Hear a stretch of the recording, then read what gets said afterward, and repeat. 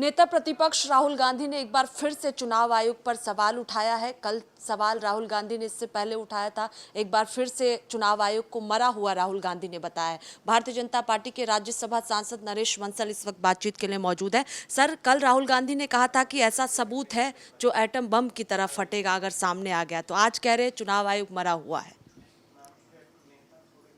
अभी उनका मैंने एक वक्तव्य और देखा है। एक तो उनको ये नहीं पता होता कि वो क्या बोल रहे हैं। उन्होंने कहा है कि 2014 से ही चुनाव आयोग में गड़बड़ियाँ चल रही हैं। तो 2014 के जो चुनाव हुए थे उस समय यूपीए की कांग्रेस की सरकार थी, चुनाव आयोग इनकी सरकार के उसमें था। हम तो ये मानते हैं कि चुनाव आयोग स्वतंत्र संस्था है, इंडिपेंडेंट कॉन्स्टिट्यूशनल बॉडी है, लेकिन अब ये प्रभावित करते रहे होंगे तो इनको लगता है कि प्रभावित कर रहे हैं और कह रहे हैं तब से गड़बड़ी चल रही है, तो उसका जिम्मेदार कौन है अगर गड़बड़ी चल रही है? हमारे समय में तो हुई नहीं वो। हमारे समय में तो उसमें सुधार हो रहा है। मैं राहुल गांधी से पूछना चाहता हूँ, वो बताएं क्या मरे हुए व्यक्ति जो इस दुनिया में नहीं है उनका वोटर लिस्ट में नाम होना चाहिए क्या? वो ये बताएं क्या वो इस चीज़ के पक्षधर हैं कि व्यक्ति जहाँ काम करने के लिए चला गया, बस गया स्थायी रूप से, वहाँ वो वोट डाल रहा है, वोट उस लिस्ट में उसका नाम है, उसका नाम भी वहाँ की वोटर लिस्ट में, दूसरी बिहार की वोटर लिस्ट में भी होना चाहिए क्या? वो इसका भी जवाब दें कि जो घुसपैठिए हैं देश के अंदर, जिनका इस देश की नागरिकता नहीं है, इस देश के लिए फर्जी कागज जिन्होंने बना रखे, उनके नाम वोटर लिस्ट में होने चाहिए क्या? और जो नाम कटे हैं, मैं कहता हूँ 65 लाख नहीं, चाहे 1 करोड़ हो, अगर ये नाम सही हैं, जो मृत लोगों के हैं, जो दूसरी जगह वोट दे रहे हैं, जो घुसपैठिए हैं, तो वो नाम कटना ही चाहिए। और फिर अगर आप देखेंगे तो ज़्यादातर नाम, जितने 3.5 लाख वोटर कटे हैं पटना से, पटना में लगातार हम जीत रहे हैं। हमने अगर कोई भेदभाव करना होता तो हम बाकी जगह के काटते, पटना रोक देते, लेकिन ऐसा नहीं है।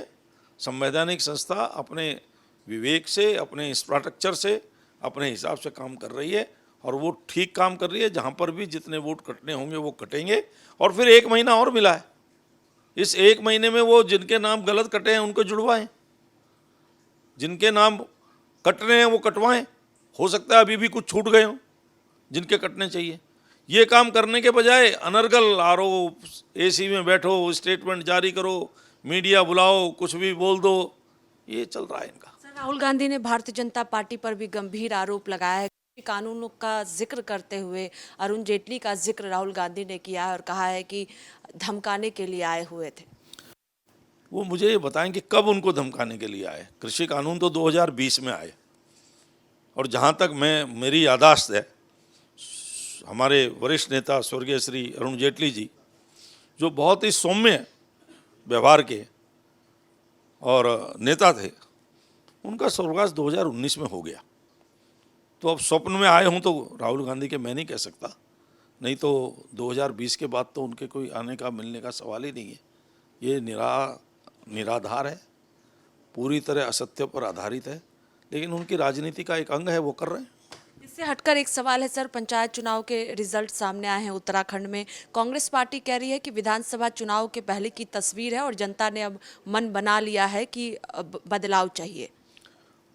कांग्रेस अभी धैर्य रखे, अभी ब्लॉक प्रमुख के और जिला पंचायतों के चुनाव हो रहे हैं। कांग्रेस अपने प्रदर्शन को देखे। हमारा प्रदर्शन बहुत अच्छा है।